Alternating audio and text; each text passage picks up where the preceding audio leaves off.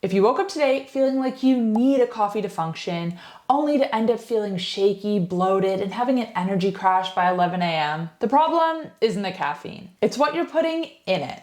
Most people think they're making a healthy choice at the cafe by choosing plant-based or sugar-free, but they're actually drinking a liquid starch bomb that shuts off fat burning for the rest of the day. Today, we're debunking these healthy coffees that are keeping you stuck. I'm rating some popular coffee orders from a metabolic perspective and showing you the one rare sugar that I use in order to get a little bit of sweetness without the blood sugar spike. Before we rate these drinks, we need to understand the morning metabolic window. When you wake up, your body is in a unique hormonal state. Your cortisol, the stress hormone that helps you wake up, is at its peak.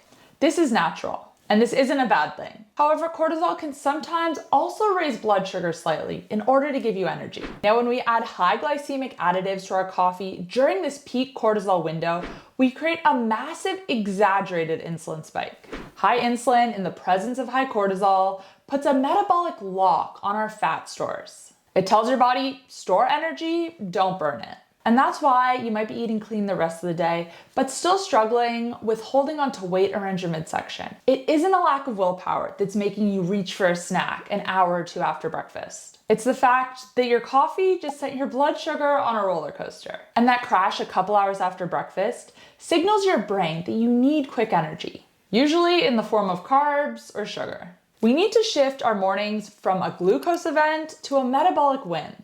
And today I'm going to show you exactly how to do that. Let's start with one that's absolutely blown up in popularity the last couple of years, and that's the oat milk latte. It's marketed as the sustainable, heart-healthy alternative to dairy, but biologically, oat milk is basically just juice from grains. During the manufacturing process, oats are treated with enzymes that break down their complex starches into maltose. Maltose has a glycemic index of 105. To put that into perspective, the glycemic index of table sugar is 65. When we drink an oat milk latte, especially on an empty stomach, you're hitting your liver with a massive load of liquid starch.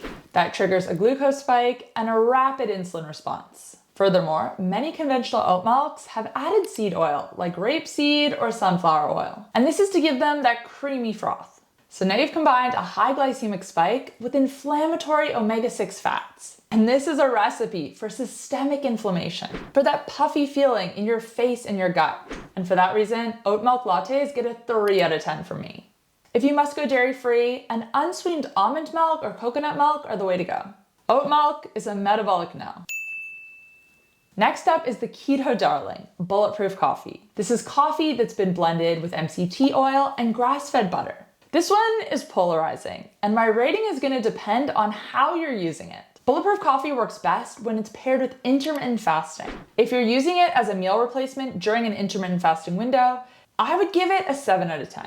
The healthy fats provide stable fuel for the brain and can help suppress hunger while keeping insulin low. It's basically a tool to help extend your fasting window. However, a lot of people aren't using it this way. I often see this 200 to 400 calorie drink paired with a breakfast of eggs, bacon, and avocado. And when you add this drink on top of an already high-fat breakfast, you just end up over-consuming energy that your body doesn't need to burn from its own stores. Use it as an addition to fasting, and not a drink to have alongside breakfast. If you're having it with breakfast, I give it a 4 out of 10. Black coffee is a metabolic powerhouse when you use it the right way. It's loaded with compounds that can actually improve insulin sensitivity over time. It can stimulate autophagy, which is our cellular cleanup, and boost your metabolic rate about 3 to 11%.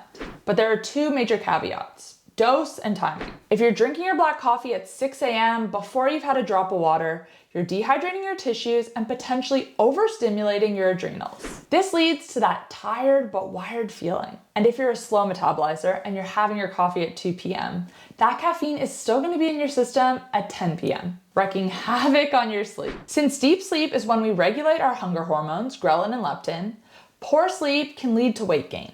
So I give black coffee a 7 out of 10. But you just need to make sure, again, you're using it in the right way. And this is probably the most dangerous category because it can feel like a cheat code. These syrups use sucralose and aspartame, and while they have 0 calories, they are not zero consequence. Research shows that intense sweeteners like this can trigger what is known as cephalic phase insulin response. Your body tastes extreme sweetness, it expects glucose to follow, and so it releases insulin as it normally would. But the glucose doesn't come. Even worse, these chemicals are toxic to your microbiome. They can alter the balance of bacteria in your gut, leading to increased glucose intolerance. You might be trying to be healthy, but you're actually making your metabolism less flexible. So for me, these get a 2 out of 10. So how do I drink my coffee if I want a little bit of sweetness, I want the ritual, but I don't necessarily want a big spike in blood sugar or insulin? My solution is allulose, and I really like the one from Sparkle Wellness. Allulose is what is considered to be a rare sugar. It's found in very small quantities in nature, in things like figs and maple syrup.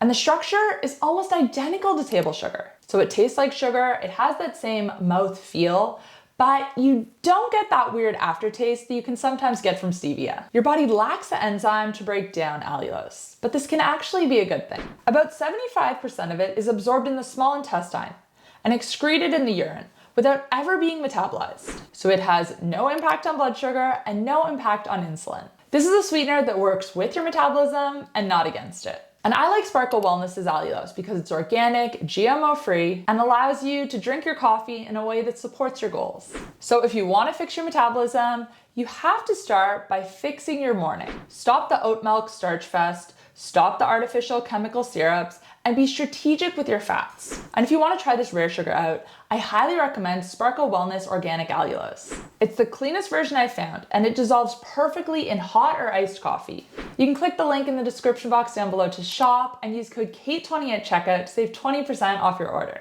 Making this one switch can be the difference between fighting cravings all day long or spending more time in a fat-burning state. And if you're wondering what else you might be doing in the morning that could be stalling your progress, check out this video next. I go over 5 morning mistakes I see all the time.